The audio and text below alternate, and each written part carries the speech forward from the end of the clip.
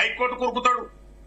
అరే బోరన్ ఆయన ఏం భయపడలేదు, మన హైదరాబాద్ లోనే ఉంది అది ఆఫీస్, ఏసీపీ ఆఫీసు అని చెప్తే భయపడతాడు. అడ్వకేట్ కావాలంటాడు, సుప్రీంకోర్టు కురుకుతాడు, మళ్ళీ లాస్ట్ సుప్రీంకోర్టులో పోయి వద్దు మళ్ళీ పిటిషన్ అంత పిల్ల చేస్తారు.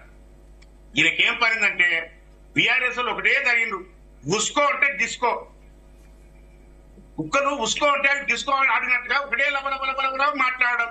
మేము నిజంగానే ప్రజాపాలన అందించకపోతే, మేము నిజంగానే ప్రజలకు కావాల్సిన అవసరాలు మేము తీర్చకపోతే ప్రజలు మమ్మల్ని రేపు అధికారం నుంచి దించుతారు.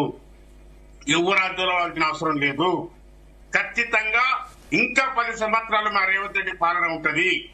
ఇది ప్రజల పాలన. ప్రజలందరినీ కూడా ఒకటేసారి సాటిస్ఫై కాలేరు. ఇంకో మాట రైతు బంధు కొన్ని గ్రామాలనే ఇచ్చారు కదా మీరు అని. ఎస్, పరిస్థితి ఆ రకంగా ఉందండి, ఆ రకంగా ఉంది ఆర్థిక పరిస్థితి. సీట్లో వచ్చి కూర్చుంటే తెలుస్తుంది, మాటలు మాట్లాడటం మస్తుగా, కానీ వ్యవస్థ బాలేదు సారు, గుర్తుపెట్టుకోండి.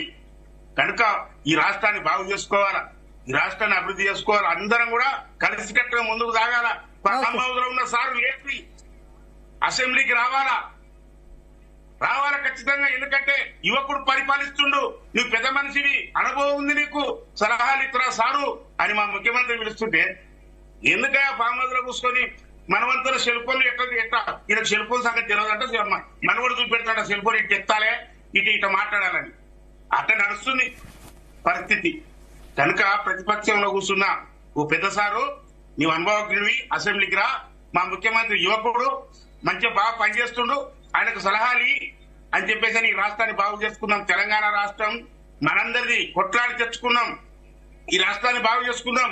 10 సంవత్సరాలు నీ చేతికిచ్చురు. 10 సంవత్సరాలు అంటే నీవు అధికారంలో ఉంటేనే వస్తావా, లేకపోతే రావా?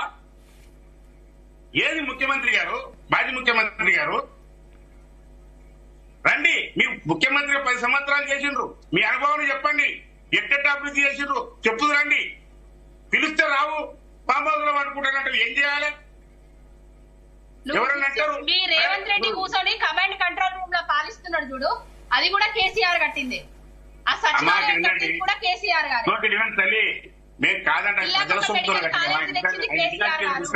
ఇవన్నీ మర్చిపోకండి. కేసీఆర్ గారి ఇంటి నుంచి డబ్బులు రాలేదమ్మా, ప్రజల పైసలు ప్రజల డబ్బులమ్మా. మొన్న మీ కేటీఆర్ మాట్లాడుతుంది తల్లి, నువ్వు కేటీఆర్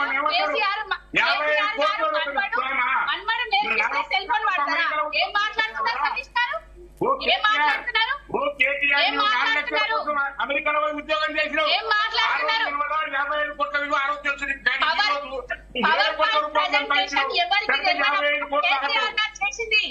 ప్రజాధనం ప్రజల పైసలు నీవు కట్టిన ఆఫీసులే గానీ, నీవు కట్టిన ఇదే ప్రజాభవనే గానీ. మానుకోండి, ప్రజాపాలన మేడం మేము దద్దమ్మలు కాదు, మీరు దద్దమ్మలు కనుకనే మిమ్మల్ని దిగి ఫామ్ హౌస్ లో కూర్చోబెట్టిస్తారు. ఈ టీఆర్ఎస్ దద్దమ్మలు కనుకనే ప్రజలంతా ఫామ్ హౌస్ లో రమ్మనండి. మీరు సాగు రమ్మని మీరు దళిత సోదరుల గురించి కొట్లాడండి. మీరు రేవంత్ రెడ్డి దగ్గరికి పోయి దళిత బంధు కింద 12 లక్షలు ఇస్తామన్నాం సార్, మరి దళితులకు ఇంతవరకు మీరు ఒకటి పట్టుకుర్రు. వినండి మేడం, మీరు ఇంత పెద్ద లిస్టు పట్టుకుర్రు, ఆ లిస్టును పట్టుకొని మీరు నిరుద్యోగ వృత్తి ఇచ్చిర్రా, మీరు దళిత బంధు ఇచ్చిర్రా, రైతు బంధు ఇచ్చిర్రా, ఆ బంధు ఇచ్చిర్రా, ఈ బంధు ఇచ్చిర్రా చదవనికనే ఉంటున్నారు తప్ప తప్పులెట్టు వస్తాయి. మొత్తం రాష్ట్రాన్ని అంతా అప్పు చేసిపోతుంది కదా.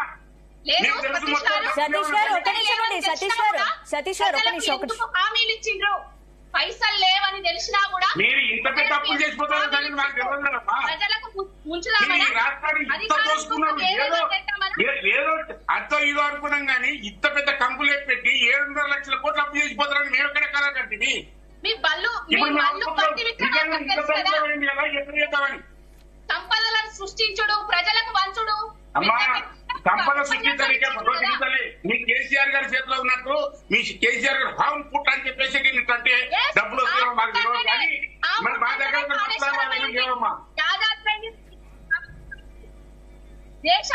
మీ దగ్గర చూమంతర్ ఉండొచ్చు, చూమంతర్ మీ దగ్గర, కానీ మా దగ్గర లేదు.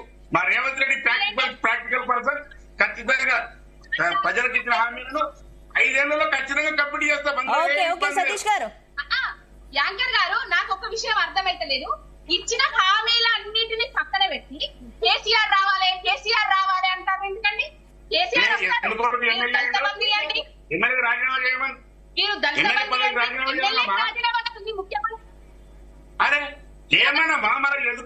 రమ్మని కేసీఆర్ పెళ్లికి రమ్మనట్లే మేము ప్రజా సమస్యలు చర్చించుకుందాం రా ఆయన అంటున్నాం. ఒక్క నిమిషం సతీష్ గారు ఒక్క నిమిషం పావని గారు నాయకుడు అసెంబ్లీకి రావాలా, రాకపోతే ఆయన ఉంటాం.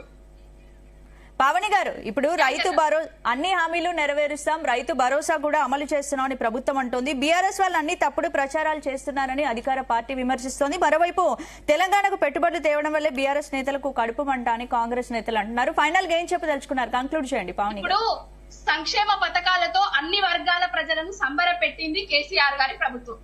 అబద్ధపు ప్రచారాలతో అబద్ధపు హామీలతో అధికారంలోకి వచ్చి ప్రజలకు మొండి చేయి చూపిస్తున్నది ఈ కాంగ్రెస్ ప్రభుత్వం. రైతు భరోసా లేదు, రైతు బీమా లేదు, రైతులకు 24 గంటల కరెంటు లేదు, రైతులకు అడగక ముందే నీళ్లు ఎవడిస్తలేడు, రైతులకు ఎరువుల కోసం క్యూ లైన్లల్లా చెప్పులు పెడుతున్నారు. వెనకట కాంగ్రెస్ వాళ్ళు పాలించినప్పుడు ఏ విధంగా ఉండేనో ఆ విధంగా పరిపాలన వచ్చింది. దళిత బంధు లేదు, కేసీఆర్ కిట్టు లేదు, ఏది లేదండి. ఒక్క సంక్షేమ పథకాన్ని కూడా చక్కగా అమలు చేస్తలేరు. మళ్ళీ ఏందైతే ఉన్నదో ప్రజా పాలన దరఖాస్తులు అన్నారు, కులగణన అన్నారు. ఇది ఇంకొకటి ఏంటిది, మొన్నటి వరకు గ్రామ సభలు అనేసి ఆ జిరాక్సులు తెచ్చుకోర్రి అని చెప్పారు. ఇదేమైనా కొత్తదా అండి? అంటే ప్రభుత్వం దగ్గర లేని లిస్టులా అండి? కొత్త పైలట్ ప్రాజెక్టా అండి? రాష్ట్రంలో ఒక్క దగ్గర బటన్ నొక్కితే టింగు అని రైతు బంధు పైసలు అందరి రైతుల అకౌంట్ లో పడేటి. మల్లారెడ్డిని, పుల్లారెడ్డిని, ఆ రెడ్డిని, ఈ రెడ్డిని చూపించి పేద రైతులకు ఎగనామాలు పెడుతున్నారు. 17,500 రూపాయల చొప్పున రైతు బంధు పైసలు, అదే రైతు భరోసా పైసలు బాకీ పడ్డారు. ఆ 17,500 రూపాయల చొప్పున ప్రతి పేద రైతుకు 2 ఎకరాలు, 1 ఎకరం, 5 ఎకరాల ఏ రైతుకి ఇస్తారో ఆ రైతు అకౌంట్లల్లా వెయ్యాలి. 1,50,000 కోట్ల పైచిలకు అప్పులు చేసిరు. ఈ అప్పులు చేసి తిరుపతి రెడ్డికి ఇస్తాండా, కొండాల రెడ్డికి ఇస్తాండా, మరి ఇంకే రెడ్డికి ఇస్తాండు, బిడ్డకి ఇస్తాండా, అల్లుడికి ఇస్తాండా తెలుస్తలేదు. పథకాన్ని కానీ తప్ప ఒక్కటి కూడా ప్రజలకు ఏది చేసింది లేదండి. ప్రజలు తిప్పబడుతున్నారు. పోల్ నిజము, రెగ్గింగ్ చేసింది కాదు. అది ప్రజల నుంచి వచ్చిన అసంతృప్తి.